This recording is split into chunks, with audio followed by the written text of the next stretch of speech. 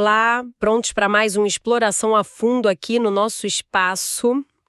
Hoje o tema é daqueles que, olha, redesenham um mapa. A transição para uma economia de baixo carbono. Um tema fundamental, sem dúvida. E é muito mais que meio ambiente, né? Mexe com a estrutura econômica social do Brasil de um jeito bem profundo. Ok, vamos desempacotar isso. Vamos lá. A nossa base hoje é o relatório Transição Justa para Economias de Baixo Carbono, Empregos do Futuro no Brasil. É um material de 2025, da Agenda Pública. Isso, dos autores José Maico Villarreal, Maria José Charfurlan Villarreal, Thais Galdino e com coordenação do Sérgio Andrade. Um trabalho bem completo, pelo que vi. E muito relevante, sim.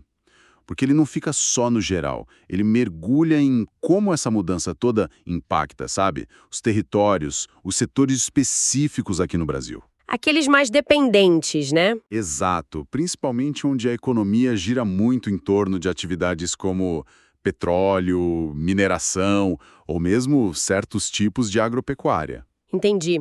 Então, nossa missão aqui é extrair o essencial desse estudo. Onde estão os maiores desafios e as oportunidades, né? Para quem trabalha, para as empresas, para os governos. Perfeito. O relatório tem essa visão de que, se a gente fizer direito, essa transição pode até impulsionar um desenvolvimento regional mais justo. Vamos ver como. Bom, primeiro, acho que vale definir o que o relatório chama de transição justa. Isso é chave. Sim, por favor. O que é exatamente? Olha, não é simplesmente acabar com os setores tradicionais de uma hora para outra. Não é essa a ideia. A proposta é mais uma transformação, sabe?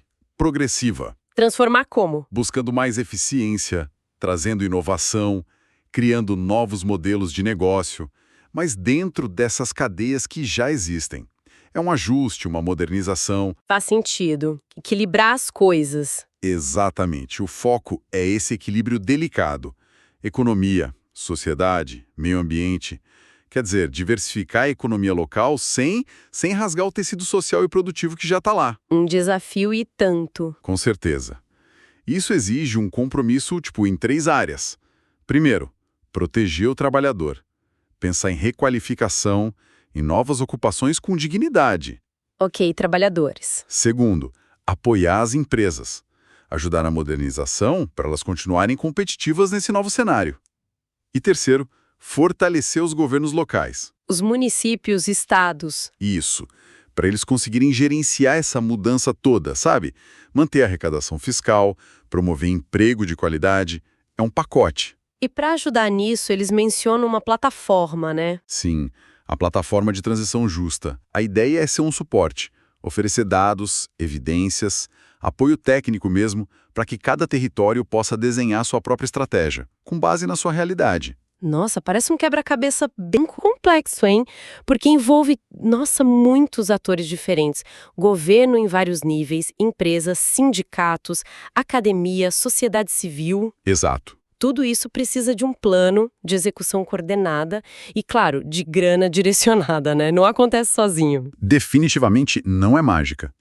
E o relatório bate muito nessa tecla. A transição não é só uma obrigação por causa do clima. É também uma janela de oportunidade para o Brasil se reposicionar. Se modernizar, né? Exatamente. Uma chance de modernizar a nossa estrutura produtiva, ganhar competitividade lá fora. E isso mexe direto com os setores mais tradicionais que a gente falou. Petróleo, gás, mineração, o agro mais extensivo. Sim, eles já estão sentindo a pressão, né? Seja do consumidor, de investidor, das novas regras, a pressão por sustentabilidade está aí. Mas o interessante, então, é que essa adaptação, essa transformação que você falou, pode, na verdade, fortalecer esses setores a longo prazo. É o que o relatório sugere, sim. Se bem feita, essa transformação pode aumentar a resiliência e a competitividade deles. Não é só ameaça. Pode ser oportunidade. E o potencial econômico disso tudo é gigante, pelo que se ouve falar. Sem dúvida. Embora esse relatório específico da agenda pública não entre em valores globais, a gente vê outras discussões, né? Tipo no Fórum Econômico Mundial. Sim. Falando em milhões de novos empregos, um impulso enorme no PIB global e, claro, no brasileiro também, vindo justamente desses setores ligados à economia verde, à digitalização. Nas próximas décadas, né? Exato. Isso dá uma dimensão da oportunidade econômica que está na mesa. casa. E para entender onde cada lugar do Brasil está nessa corrida, o relatório traz uma ferramenta, uma análise bem específica. E aqui a coisa fica realmente interessante. Assim, Eles criaram o tal do Índice de Capacidade de Transição Sustentável Municipal, o ICTSM. É isso. isso mesmo, o ICTSM. É uma ferramenta, como o relatório diz, inovadora, ainda exploratória, mas muito útil. O objetivo dela é medir o quão preparado um município está para encarar essa transição de forma justa. E como funciona? O que ele mede? Basicamente, ele combina duas grandes dimensões. De um lado, o que eles chamam de vulnerabilidade socioeconômica, a VSE. Vulnerabilidade. Isso, que mede o quanto a economia daquele lugar depende de setores que podem sofrer mais com a transição. E também olha para a informalidade no trabalho, pressão demográfica, essas coisas. Ok. E do outro lado? Do outro lado, tem a capacidade adaptativa, a CA. Aqui entra a força daquele município para se adaptar. Tipo, Tipo o nível de educação dos trabalhadores, do capital humano, o quanto tem de inovação acontecendo, se a economia já é um pouco diversificada, como está a saúde fiscal da prefeitura, se tem muito empreendedorismo. entendi. Então o índice junta essas duas coisas. Exato. A lógica da fórmula tenta achar um equilíbrio. Se o município tem baixa vulnerabilidade e alta capacidade de adaptação, melhor para ele, né? O índice vai de quase 0 a quase 1. E aí eles classificam os municípios. Isso. Por exemplo, um caso como Sorriso, lá em Mato Grosso. Forte no agro, mas conseguiu diversificar. Ele aparece como resiliente, com índice lá em cima, perto de 0,86. Uau! Já Mariana, em Minas, super dependente da mineração, com os problemas que a gente conhece, classificada como crítica, índice baixíssimo, 0,06. Nossa, que diferença. Muita. E aí, com base nesses scores, eles criam 4 perfis. Os resilientes, que são os mais preparados, os emergentes, que têm potencial, mas ainda têm desafios, os vulneráveis, com dependência alta e pouca capacidade, e os críticos, onde a situação é mais urgente. E para que serve tudo isso? Qual o objetivo final do índice? É funcionar como um GPS, sabe? Ajudar a direcionar as políticas, os investimentos. Olhar para cada lugar e ver o que ele precisa mais. É para ser uma ferramenta de apoio à decisão, mais inteligente, mais territorializada. E aí, quando a gente aplica esse GPS no mapa do Brasil, o que aparece? O que salta aos olhos é a heterogeneidade. É gritante. Não tem um Brasil só nessa história. São muitos Brasis. Cada um com seu ponto de partida, seus problemas. O que reforça aquela ideia, né? Não dá para ter uma receita de bolo única vinda de Brasília. De jeito nenhum. As soluções têm que ser pensadas localmente, caso a caso. E os exemplos que o relatório traz devem mostrar bem isso, né? Mostram demais. Pega o Rio de Janeiro, por exemplo. Ligadíssimo ao petróleo e gás. O Estado responde por, 80% da produção de petróleo, 70% dos royalties. Uma dinheirama. Muita. Mas aí você olha o ICTSM. A capital Rio é resiliente. Niterói, ali do lado, emergente. Ok, até aí. Mas aí você vai para Macaé, Rio das Ostras, Duque de Caxias. Todos vulneráveis. Macaé, por exemplo, quase 20% dos empregos formais, 45% da massa salarial, tudo dependendo direto do óleo e gás. Nossa, é muita dependência. Muita. E mesmo com uma formalização alta, isso cria um risco enorme. Precisa diversificar. E para ontem? E tem caminhos para isso no Rio. O relatório aponta alternativas. Aponta sim, e são bem interessantes. Falam muito do potencial da energia eólica offshore ali na costa fluminense. Vento no mar. Isso. Outra frente é o descomissionamento, que é basicamente desmontar as plataformas de petróleo antigas de forma segura. A Petrobras tem um plano grande para a Bacia de Campos. Isso gera demanda para engenharia, serviços. Ah, interessante. E falam também de biotecnologia marinha. Tem até um programa chamado Empregos Azuis, tentando criar essas pontes. E tem exemplos de fora que a gente possa olhar? Para aprender, tem sim. O relatório menciona a Escócia, por exemplo, onde o fechamento rápido de refinarias deu problema. É um alerta. Mas, por outro lado, tem a Noruega. Que fez diferente. Fez. Usou a expertise do petróleo para virar potência em eólica offshore, hidrogênio verde. Aqui no Brasil a gente já vê Equinor, Petrobras, White Martins, Shell, todas sinalizando investimentos nessas novas energias. Mudando de estado e de setor. São Paulo, indústria automotiva. O cenário lá também é assim, fragmentado? Totalmente. São Caetano do Sul, por exemplo, aparece como resiliente. Outras cidades importantes ali do ABC ou Campinas são emergentes. Mas aí vem a surpresa. São Bernardo do Campo, que é um símbolo dessa indústria no Brasil, está classificada como crítica. Crítica? Como assim? É um reflexo direto do baque da transição para a eletromobilidade. São Bernardo sempre foi muito focada no modelo antigo de produção, né? Quase 10% dos empregos, mais de um quarto da massa salarial. E sentiu a mudança? Sentiu. Perdeu muito emprego no setor nos últimos anos e mesmo São Caetano, que é resiliente no geral por outros motivos, também viu o emprego automotivo específico cair bastante. O desafio ali é gigante. Como reconverter tudo isso? A indústria, os trabalhadores, para essa nova era do carro elétrico conectado. Imagino que precise de muito esforço em requalificação, atrair investimento novo. O relatório compara com outros países. Como eles estão fazendo? Compara sim. Mostra a Alemanha, que criou fundos enormes para ajudar os fornecedores nessa mudança. Os Estados Unidos, com leis como o IRA, tentando trazer a produção de bateria e carro elétrico para lá, especialmente em estados como o Michigan. A China também, né? A China com planos super agressivos para dominar esse mercado. E aqui no Brasil a gente vê as montadoras anunciando investimentos pesados, né? VW, GM, Stellantis, falando em uns 30 bilhões aí até 2030, muito focado em eletrificação. A questão é se esse dinheiro vai chegar na ponta, né? Virar emprego bom nessas cidades. Exatamente. Esse é o ponto-chave.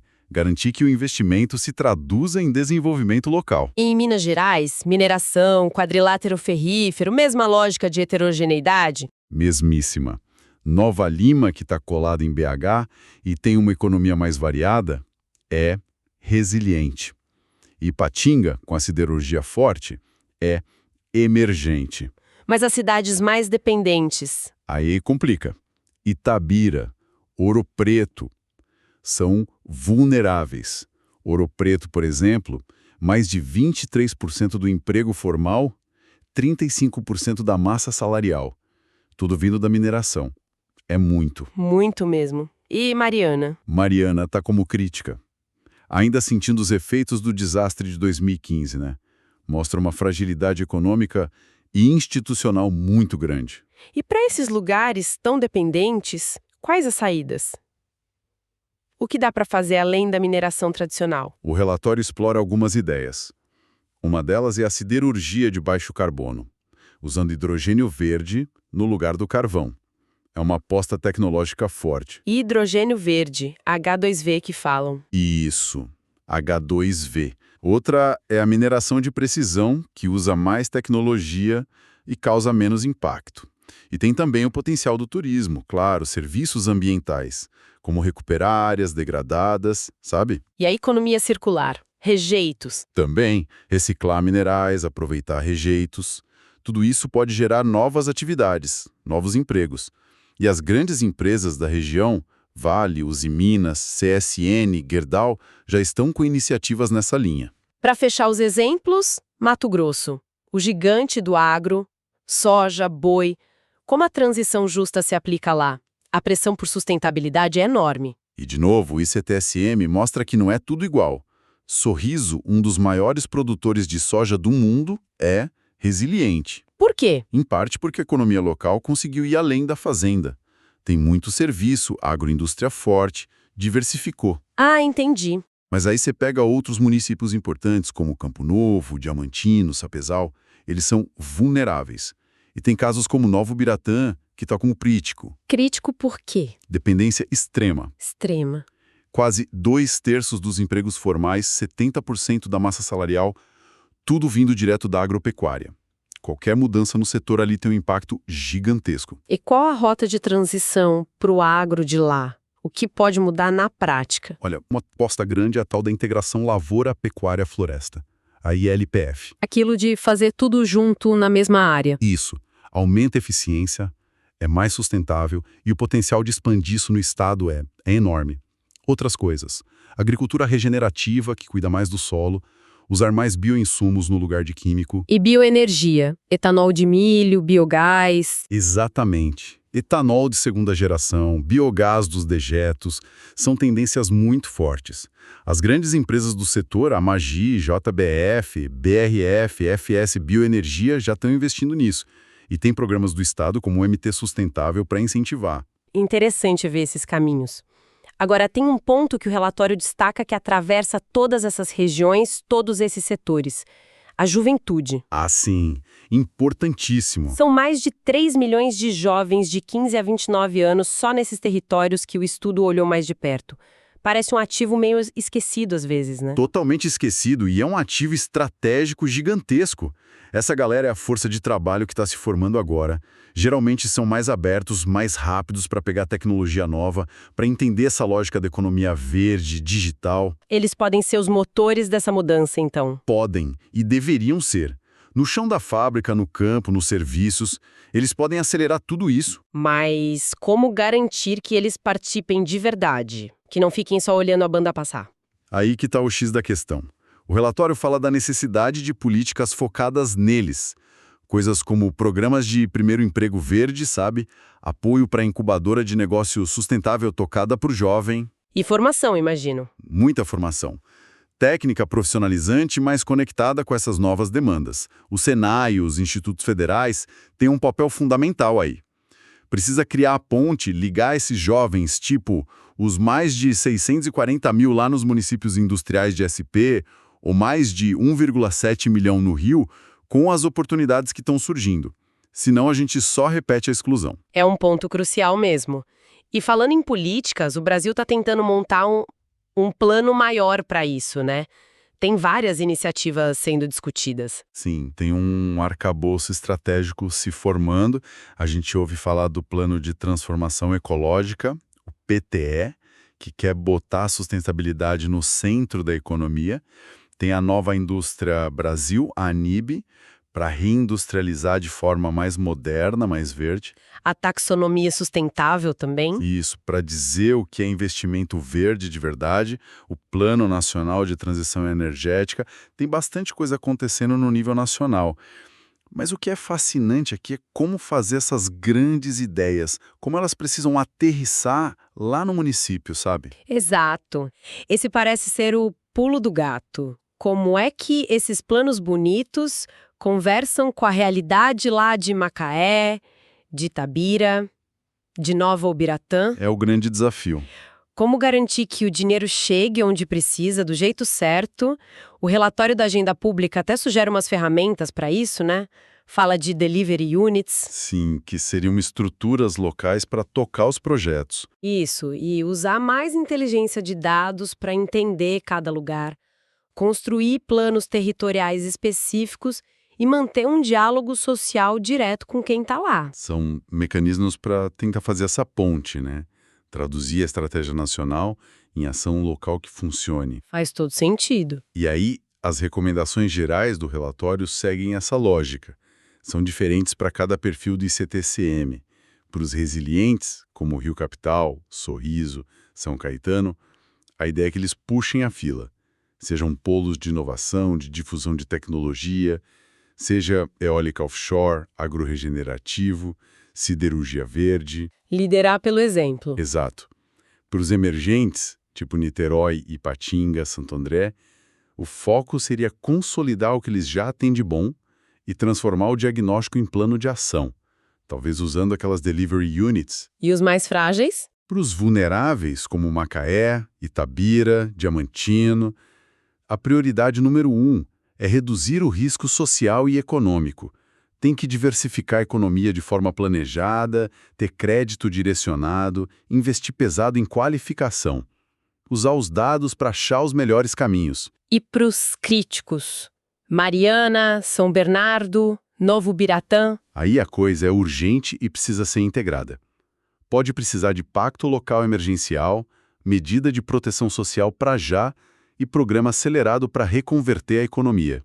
E sempre, sempre com a comunidade participando muito. Ufa, é muita informação, mas muito relevante mesmo.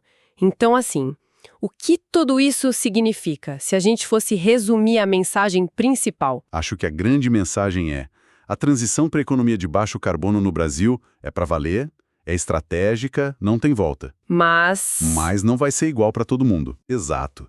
É um processo complexo, cheio de diferenças regionais, de desigualdades, e o sucesso disso tudo vai depender muito da nossa capacidade de pegar esses diagnósticos, como o ICTSM, e transformar em ação concreta.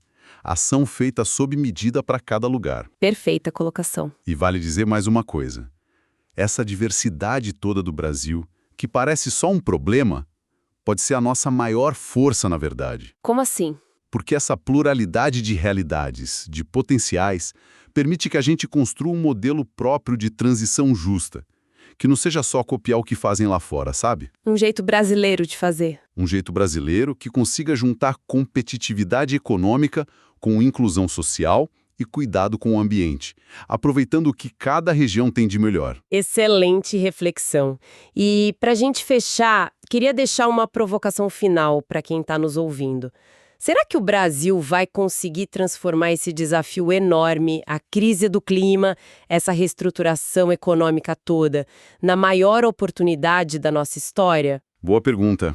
Uma chance real de redesenhar nosso jeito de desenvolver, sabe? Atacando desigualdades antigas, regionais, sociais e construindo um futuro onde, sei lá, prosperidade e justiça andem juntas de verdade. Em todo o país. Fica aí a pergunta para a gente pensar.